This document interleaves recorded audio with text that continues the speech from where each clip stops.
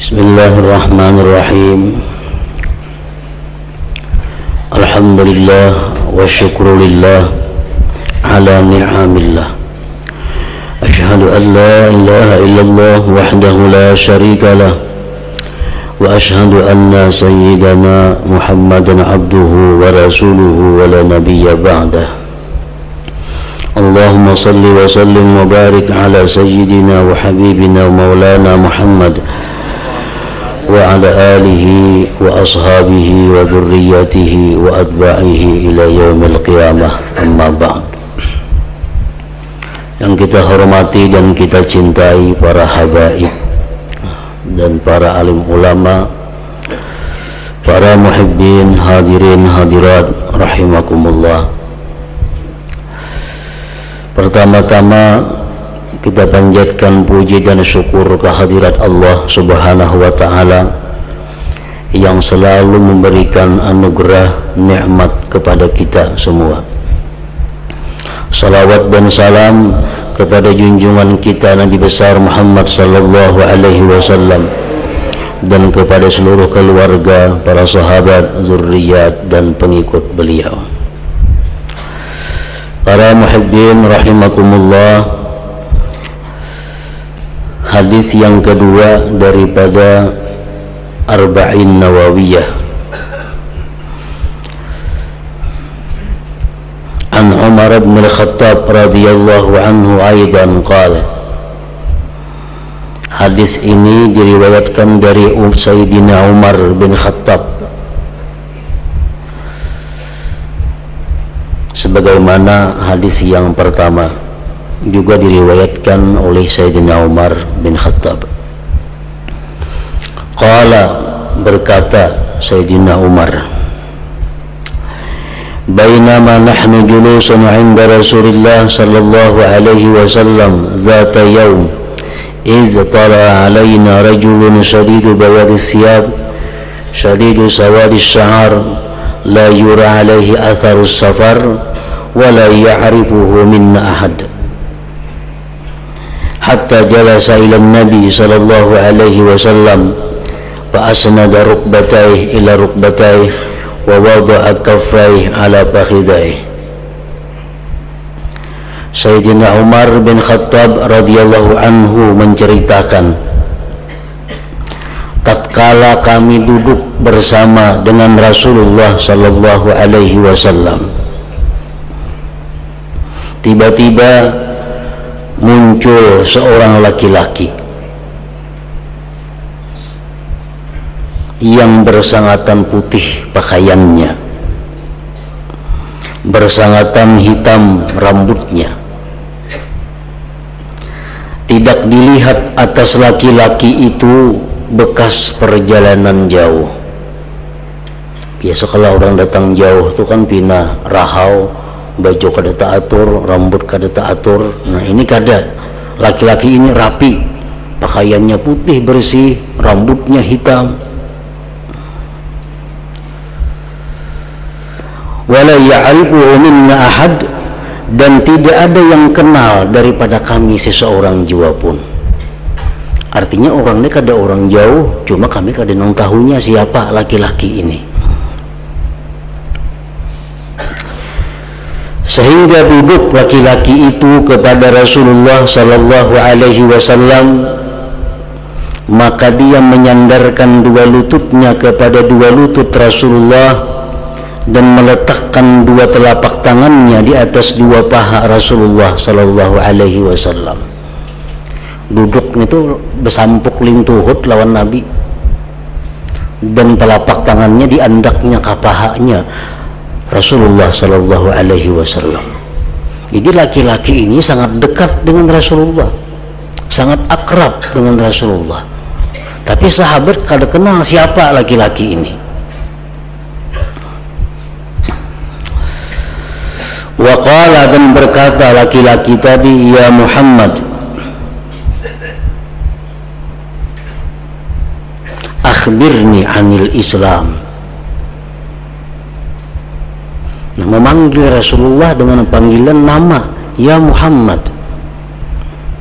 Padahal sahabat-sahabat Nabi memanggil dengan panggilan ya Rasulullah. Ada ini kata memanggil dengan bersisi ya Muhammad.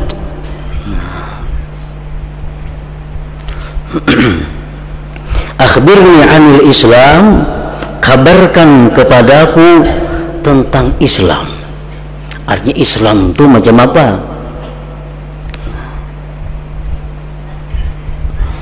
Faqala Rasulullah sallallahu alaihi wasallam, Rasulullah menjawab, al-Islam, ujar Nabi, an tashhada an la ilaha illallah wa anna Muhammadar Rasulullah wa tuqimas shalah wa tu'tiyaz zakah wa tasuma Ramadan wa tahujjal baita in istata'ta ilaihi sabila. Islam itu, jar Nabi, pertama engkau bersaksi bahwa tidak ada Tuhan selain Allah dan Muhammad Rasulullah. Artinya bersaksi dengan dua kalimat itu. Dan Islam itu, kata Rasulullah, mendirikan salat, mendatangkan zakat, puasa Ramadan, naik haji ke Baitullah bagi yang mampu. Qala, berkata laki-laki tadi, sadaqta, benar engkau wahai Muhammad. Qala fa'ajibna lahu yas'aluhu wa yusaddiquhu. Ujar Sayyidina Umar, aneh laki-laki ini, bertakun tapi membujurkan. Artinya apa? Kalau bertakun itu kan orang kada tahu, tapi perkataan benar engkau berarti orang ini tahu. Fa'ajibna lahu, kami heran daripada laki-laki yang datang ini, bertanya kepada Nabi dan membenarkan Nabi. Bujur engkau wahai Muhammad. Nah, para muhibbin rahimakumullah, nah kita lihat dari hadis ini dan kita dengar hadis ini bahwa Islam itu adalah seluruhnya merupakan perbuatan anggota zahir. Menuturkan dua kalimat syahadat, sembahyang, puasa, zakat, naik haji, itu seluruhnya berada di bagian tubuh yang zahir. Nah, artinya apa? Bahwa kalau orang itu sudah mengucap dua kalimat syahadat, maka orang ini Islam. Masalah ini orang kenapa mengucap dua kalimat syahadat, itu urusannya Allah Ta'ala. Karena inya takutan lalu masuk Islam, karena inya hendak kawin lalu masuk Islam, karena inya ingin dimuliakan orang lalu masuk Islam, itu wahisabuhum 'ala Allah, itu hanya Allah yang tahu. Perkara di dunia orang ini sudah muslim, berlakulah kepadanya hak-hak sebagai seorang muslim. Artinya apa? Hak-hak seorang muslim kita hormati, kita bantu kalau inya susah, kita ilangi kalau inya sakit, kita kuburkan di kubur muslimin andai kata dia meninggal dunia. Nah, itu antara lain hak-haknya dia sebagai seorang Islam. Perkara hatinya karena apa? Karena apa dia masuk Islam, itu urusan Allah Subhanahu wa Ta'ala.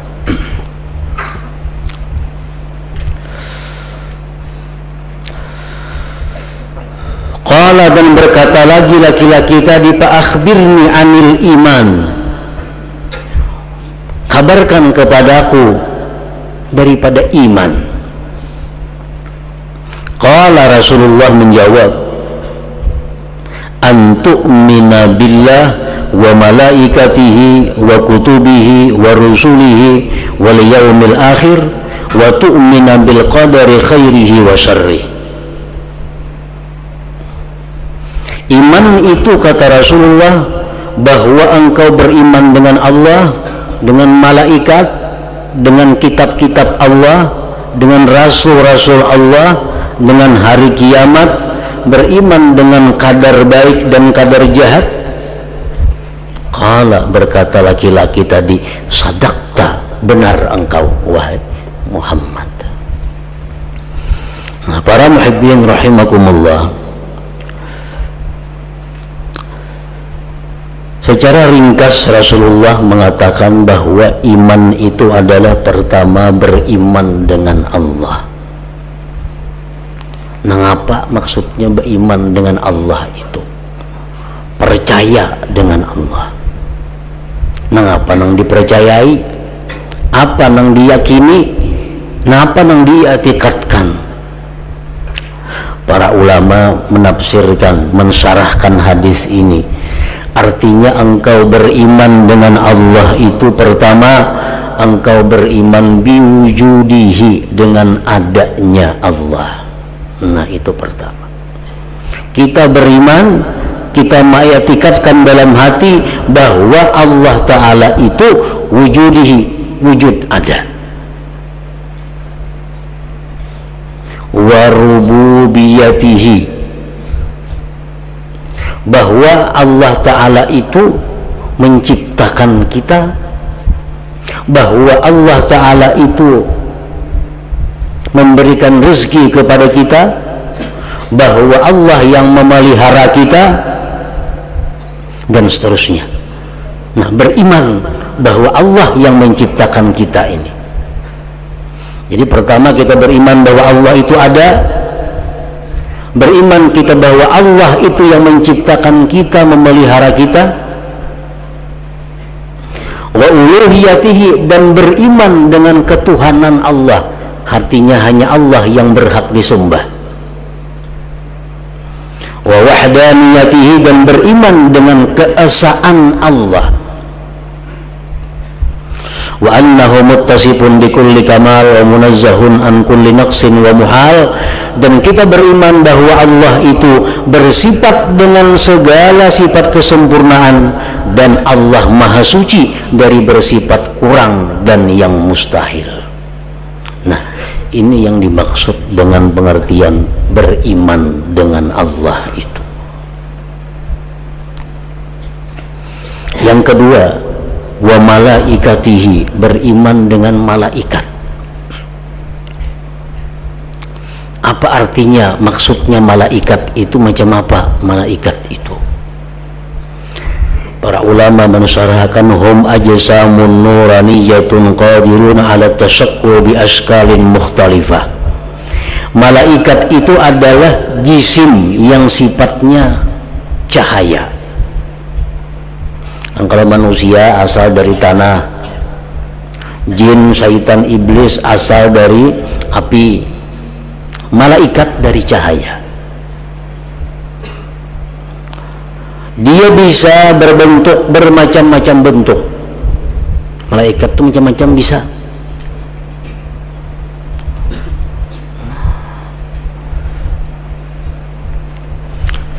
Nah, kita beriman dengan malaikat maksudnya apa?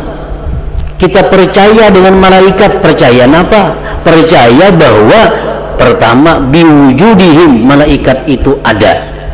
Nah, malaikat itu ada, itu wajib kita percaya.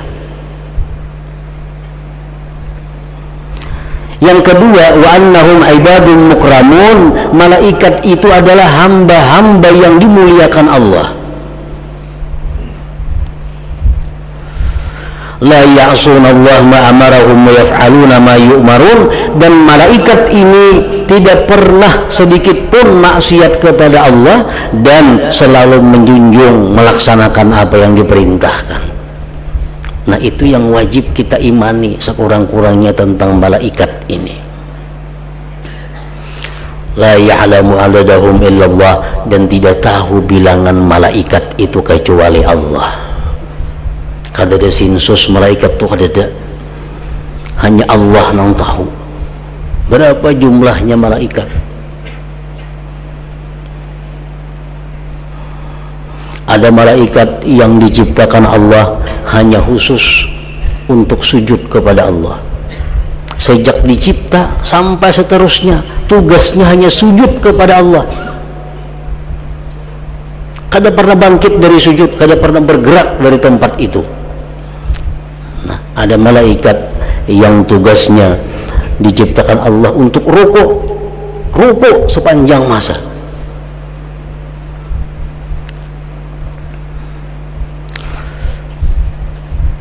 Ada malaikat yang ajaib diciptakan Allah, tubuhnya dari api dan salju.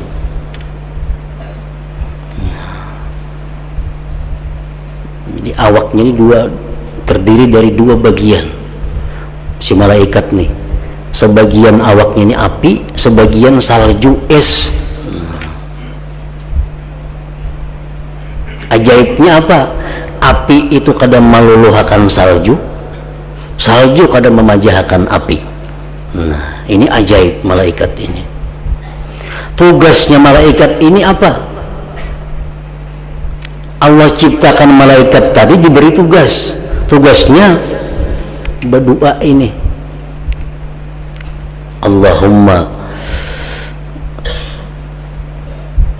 ya man allafa baina salji wan nar, alif baina qulubi ibadikal mu'minin. Nah itu aja. Habis sambung bacanya pulang. Ya man allafa baina salji wan nar, alif baina qulubi ibadikal mu'minin. Itu pang diulang-ulang sampai hari kiamat kena. Artinya apa? Hai Tuhan yang menjinakkan antara es dan api. Bakawannya jinak. Biasa kan api banyu ini musuh. Nah ini kada jinak. Maka jinakkanlah hati hamba-hamba Engkau yang beriman. Nah, jadi tugasnya ini mendoakan itu supaya orang beriman ini dengan orang beriman yang satunya hatinya jinak.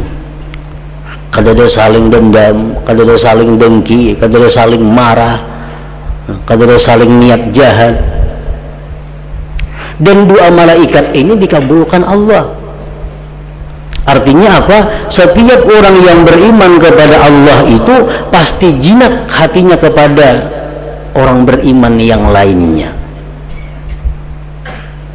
Setiap orang yang beriman pasti sayang kepada orang yang beriman lainnya. Rasulullah mengatakan dalam sebuah hadis, al-mu'min laisa bihaqud. Orang beriman itu, ujar Nabi, kada mau dendam. Kenapa? Kalau dendam itu kada jinak ngarannya hatinya kepada orang. Nah, bila kita dendam, berarti kita belum punya iman yang baik. Bila kita dengki kepada orang yang beriman, kita belum punya iman yang baik. Rasulullah sudah menjelaskan al-mu'min laisa bihaqud.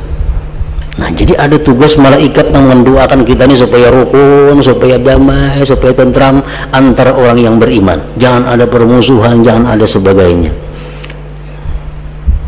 Ada malaikat yang diciptakan Allah khusus berdoa, Allahumma a'ti mumfikan khalafa. Setiap hari dia berdoa itu, ya Allah berikanlah orang yang menyumbang itu gantiannya. Nah, ya Allah berikanlah orang yang sosial itu gantiannya. Ada juga malaikat yang diciptakan Allah berdoa, Allahumma a'ti mumsikan khalafa, mumsikan talafa. Allahumma a'ti mumsikan talafa, ya Allah berikanlah orang yang kikir itu kebinasaan hartanya. Kabul malaikat itu. Orang yang sosial digantikan oleh Allah Subhanahu wa taala. Orang yang kikir hartanya dibinasakan Allah. Macam-macam cara jalannya Allah membinasakan hartanya dengan jalan yang kada kita ketahui. Nah, jadi malaikat dari sekian banyak malaikat ini kita wajib percaya bahwa mereka ada dan jumlah banyaknya hanya Allah yang tahu. Namun kita dituntut untuk mengetahui, untuk mengenali 10 malaikat secara rinci. Nah, itu wajib kita tahu. Kita wajib tahu Jibril, Mikail, Israfil, dan itu kita wajib tahu itu secara rinci. Selainnya kita cukup beriman bahwa mereka itu ada dan banyak jumlahnya, kada tahu hanya Allah Subhanahu wa taala. Kemudian lagi wa kutubihi, beriman dengan kitab-kitab Allah. Artinya apa? kita beriman dengan Al-Quran. Maksudnya adalah kita beriman dengan kitab-kitab yang diturunkan Allah kepada para rasul itu, kita mempercayai bahwa kitab-kitab itu adalah kalamullah, kalam Allah, dan sekalian yang di dalamnya itu hakun, benar. Kita wajib percaya bahwa seluruh isi Al-Quran itu benar.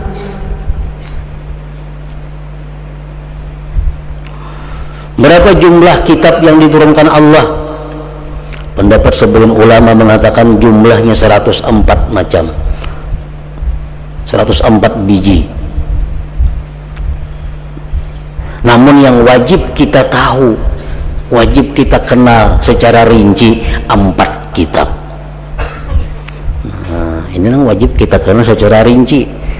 Taurat Nabi Musa, Injil Nabi Isa, Zabur Nabi Daud, Al-Quran Nabi kita Muhammad sallallahu alaihi wasallam. Nah, itu wajib kita beriman. Yang lainnya kita kada perlu mencari tahu, ada wajib.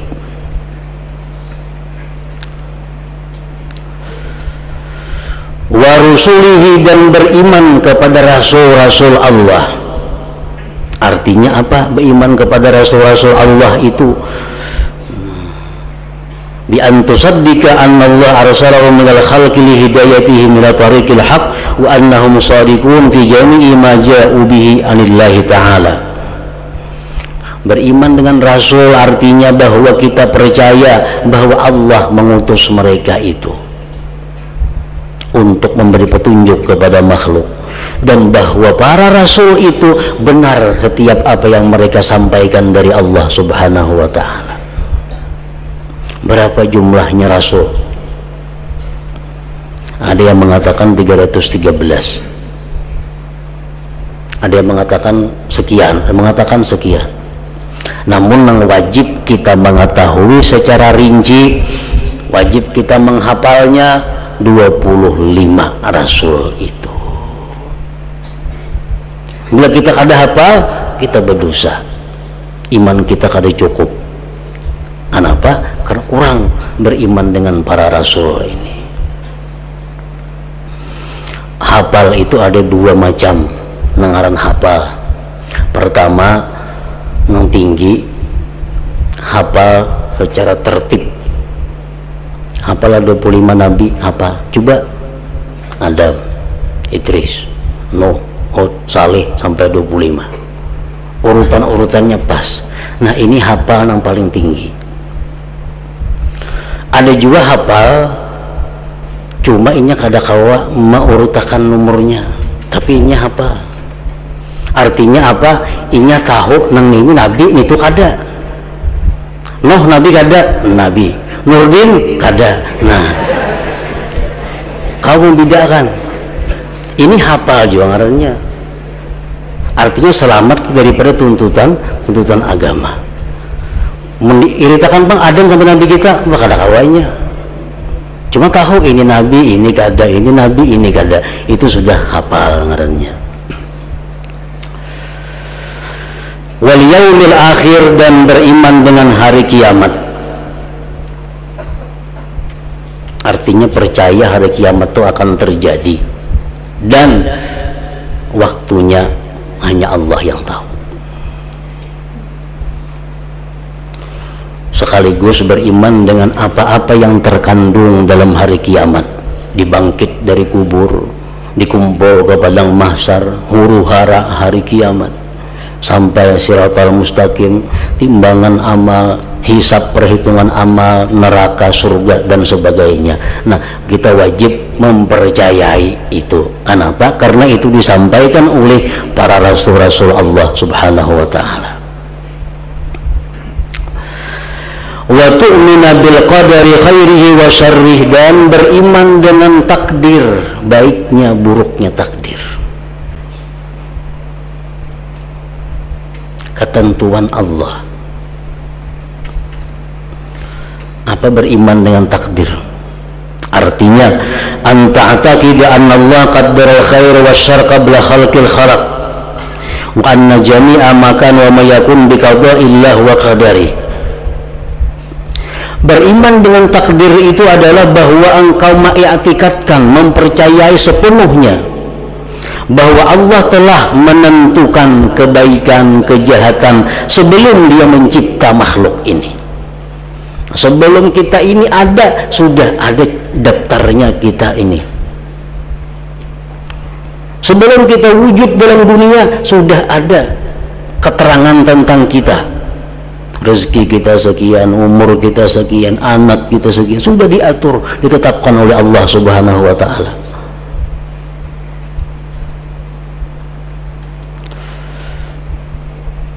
Nah, baik itu sesuatu yang khair, kebaikan, atau sesuatu yang sifatnya jahat. Orang itu kafir, ditentukan Allah. Orang ini taat, ditentukan Allah. Sehingga apa, kita wajib percaya, wajib meyakini bahwa tidak ada satu pun di alam ini yang keluar dari takdir Allah. Wajib percaya itu. Sekecil apapun yang kita ketahui daripada alam ini, itu adalah takdir Allah. Rasulullah SAW bersabda, khalaqtul khair, dalam sebuah hadis qudsi, khalaqtul khaira wasyarr fatuba liman khalaqtuhu lil khair wa ajraitul khaira ala yadayhi wa wailun liman khalaqtuhu lisyarr wa ajraitul khair wa ajraitus syarr ala yadayhi wa wailun thumma wailun liman qala lima wa kaifa, rawahu Ibnu Syahin.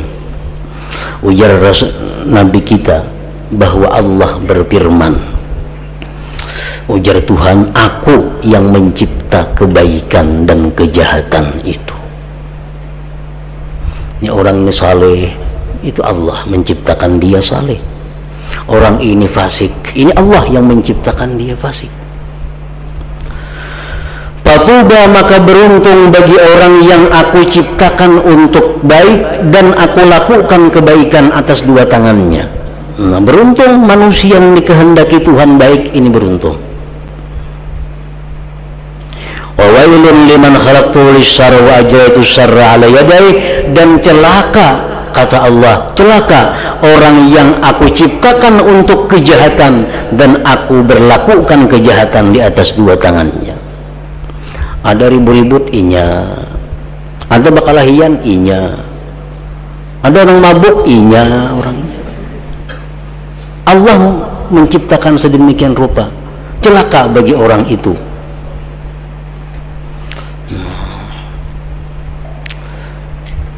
Wa wailun liman khalaqtuhu lisyarri wa ajraitu syarra ala yadayhi, dan celaka orang yang aku ciptakan untuk kejahatan dan aku berlakukan kejahatan di tangannya. Wa wailun thumma wail, tetapi ada yang sangat celaka lagi, liman qala lima wa kaifa, bagi orang yang berkata kepada Allah bagaimana dan bagaimana. Maka ya apa Tuhan itu kasihannya bang dikehendaki celakaan itu. Nah, pertanyaan seperti itu sangat celaka dan sangat celaka. Allah sudah menetapkan, Allah sudah bijaksana, sebijaksananya ini orang baik, ini orang nantinya orang yang bikin keributan, orang kejahatan. Itu sudah ada ketetapan Allah, dan Allah tahu hikmah-hikmahnya. Kalau kita mengeritik demikian, Allah mengancam dua kali dengan neraka, wailun summa wailun.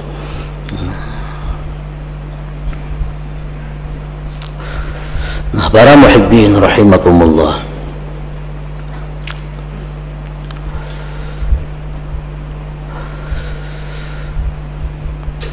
qala, berkata laki-laki tadi, sadaqta, benar engkau hai Muhammad. Qala, berkata laki-laki tadi, fa akhbirni anil ihsan, kabarkan kepadaku ihsan. Qala, bersabda Rasul, an ta'budallaha ka'annaka tarah fa in lam takun tarah fa innahu yarak. Ihsan itu, kata Rasulullah, bahwa engkau beribadah kepada Allah seolah-olah engkau itu melihat Allah. Orang melihat Allah itu macam apa? Di dalam surga. Di dalam surga itu kenikmatan yang paling nikmat adalah ru'yatullah, melihat Allah. bagaimanapun segala macam kenikmatan surga diberikan kepada manusia, masih kalah dibanding dengan lezatnya memandang zat Allah itu. Orang yang sedang asik makan, orang yang sedang asik minum, orang yang sedang asik bermain-main, orang yang sedang asik dengan bidadari-bidadari, begitu ada pengumuman Allah bertajalli, siapa yang ingin melihat Allah, semuaan meninggalkan keasikannya berebut melihat Allah. Menunjukkan apa? Bahwa melihat Allah itu puncak segala kelezatan dalam surga. Nah, ihsan ini adalah bahwa kita beribadah seolah-olah kita melihat Allah. Artinya apa? Bahwa kita beribadat itu menemukan kelezatan yang luar biasa sehingga melupakan segala yang lainnya. Nah, itu artinya ihsan. Begitu kita sembahyang, begitu kita membaca Quran, begitu kita membaca salawat, kita rasakan begitu lezat, begitu nikmat sehingga kita lupa dengan segala macam. Nah, itu ihsan. Ada nang kada ihsan ini begitu sembahyang keluaran nang lain ingatan macam-macam. Kuncinya hilang itu ingat tuh sembahyang itu.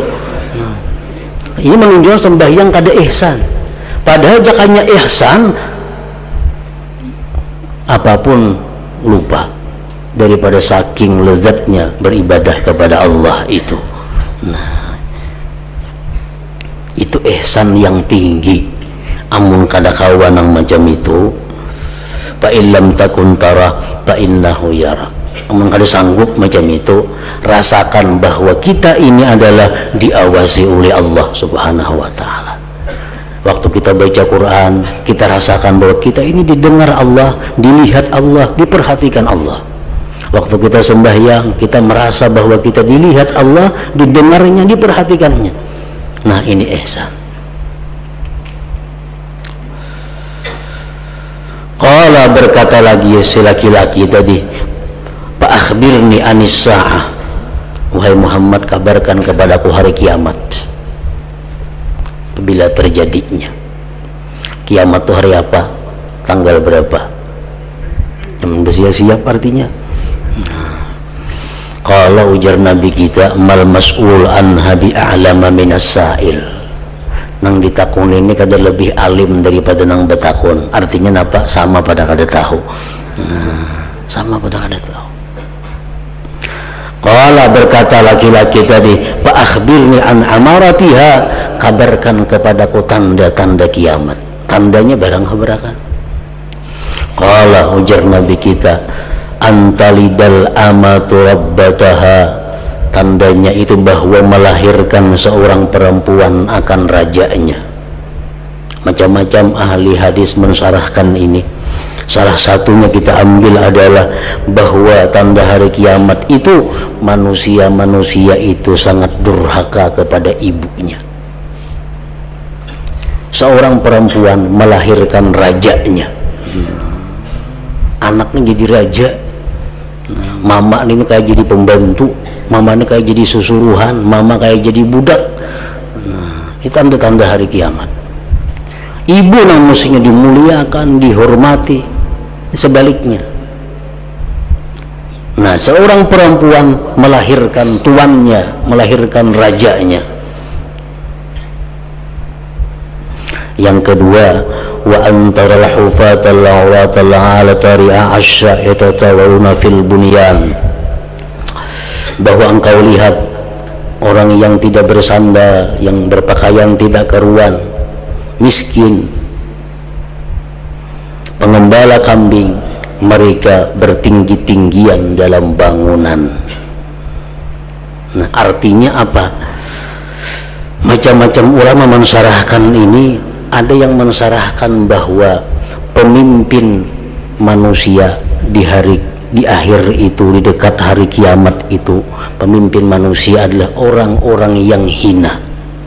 Tapi karena mereka kaya, karena mereka punya uang, mereka punya gedung yang tinggi, pemimpin manusia. Orangnya jahat, kelakuannya kada baik, akhlaknya kada, cuma karena duitnya banyak kawa jadi pemimpin. Ada nang baik, nang jujur, cuma karena kada berduit, kada payu.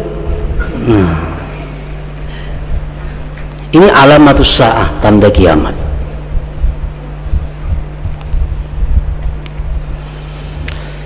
Summan talaka, kemudian pergi laki-laki tadi.